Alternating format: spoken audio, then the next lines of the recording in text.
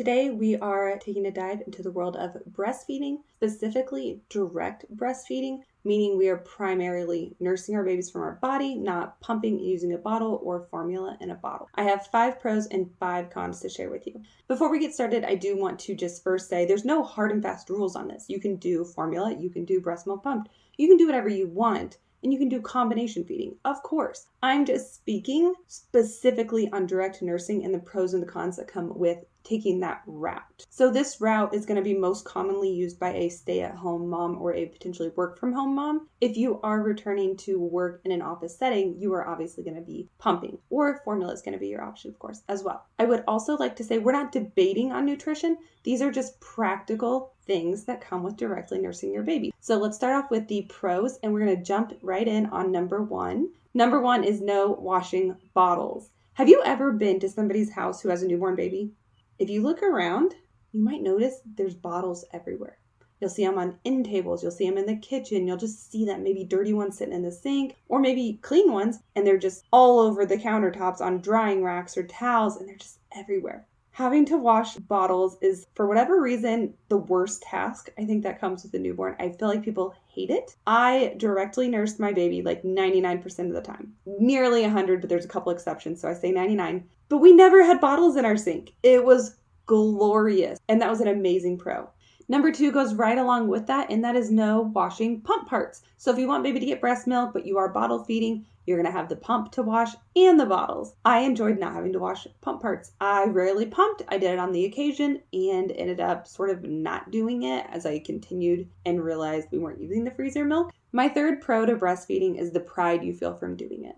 Now, I don't mean to be controversial with this. I'm not saying pride meaning you're better than others. We're not doing that. People can do formula, people can pump and feed their baby's breast milk. But you as an individual are also allowed to be proud of yourself. You can be proud of yourself for breastfeeding and nourishing your baby with your body. It's a cool thing. You are allowed to be proud of yourself for doing it. My 4th pro to direct nursing is packing fewer items. So when I needed to leave the house, obviously there's the normal things, extra outfits, diapers, wipes, that stuff. You're going to need that stuff no matter what. But when it came to feedings specifically, some people are packing formula, water, bottles, this, that. For me, it was, of course, the typical burp cloth like anyone's going to have. And then for me, it was just a nursing cover. I didn't have bottles. I didn't have water. I didn't have formula. I didn't even have, say, bags of breast milk that were thawing that I needed to have at the right temperature or feed within a certain time frame. It made outings simple. And my final pro, number 5, is no worrying about measuring or temperature. So when you're making a bottle of, say, formula,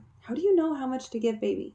And I know people figure it out over time, but can they do 3 ounces? Can they do 4 ounces? Are we needing to move them up to 5 or 6? Are we moving them up too soon? Are they getting too much milk? Now all of a sudden they're spitting up a lot. What are we doing wrong? Is the milk at the right temperature for baby? When it comes to breast milk, you need to thaw it, but then you also need to store it properly. It can only sit in the fridge so long before it needs to be frozen. And it's a whole thing of keeping up with everything versus for me with my baby, I just directly nurse them. We could be outside and it was 60 degrees out, or it could be 90 degrees out, and the milk was the right temperature. It was ready for baby and it was perfect. And when it came to measuring, I didn't have to measure. If you looked at me when my baby was 4 months old and said, how many ounces do they have at a feeding? I would say, I have no idea. If you looked at me when they were 8 months old and asked me the same question, I would say, I have no idea how much milk they get. But they are growing, they are thriving, and they are doing well. So the no measuring and no worrying about the temperature were wonderful. And I will say one specific time that this was even better. Nighttime feedings. I don't know how people honestly with bottles do it. Do you make all the bottles before you go to bed? If baby cries, surely you don't wake up and make a bottle and then feed them, because at that point, how long have they been awake? 3 minutes? I don't know. I don't know how people do it. If you have breast milk that say was pumped, what temperature do you have that sitting out at? I truly don't know how people deal with it in the middle of the night. Could you imagine it's 3 a.m. and you're trying to figure that out?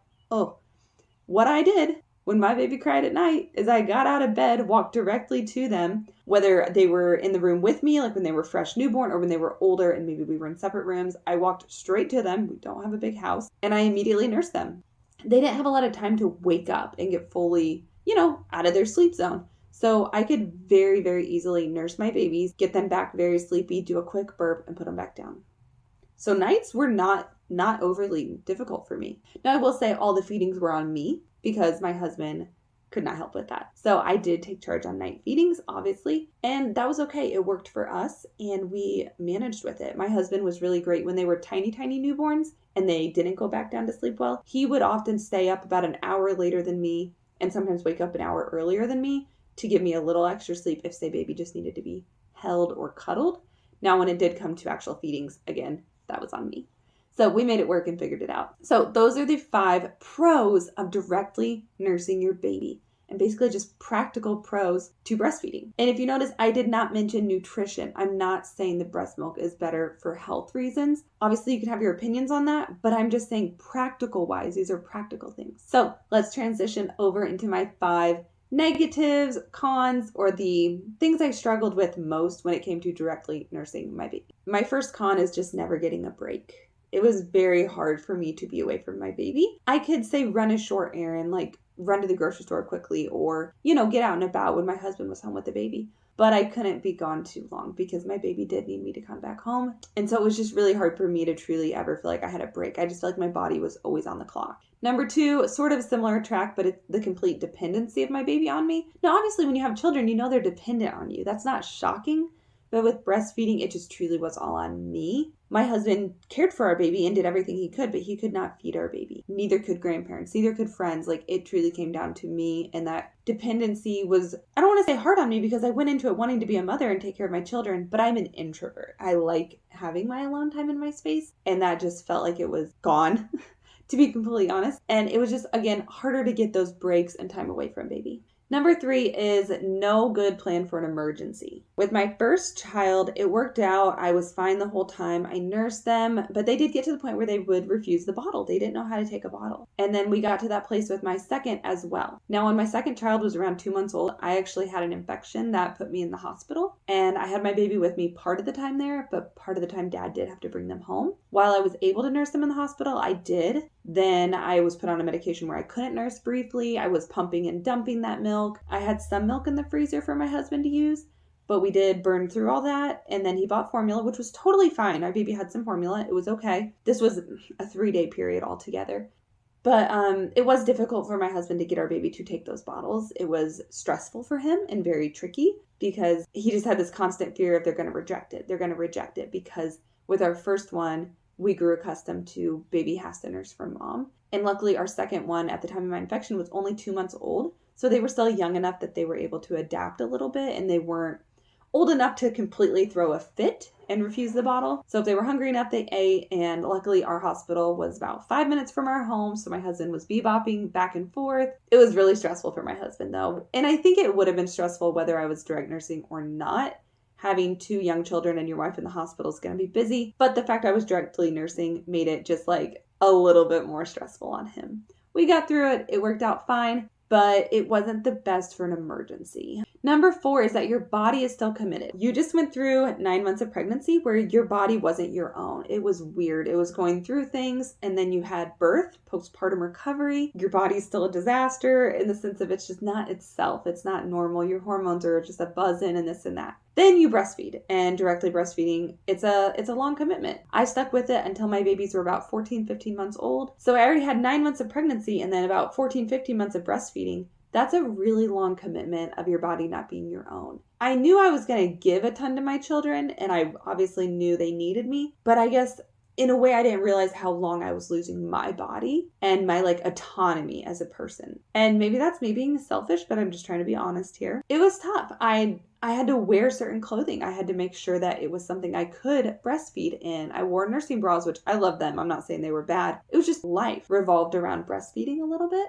And different timings, okay, we're about to go to the grocery store. I don't like to feed my baby in the grocery store. I'm not a walking nurser. I'm a sit down and nurse. Some people are pros. I have seen women shopping through the store breastfeeding, and I'm like, how do you do that? I could have figured it out. I just had no desire to. I was a sit down and nurse kind of mama. So my life revolved around feedings and timing.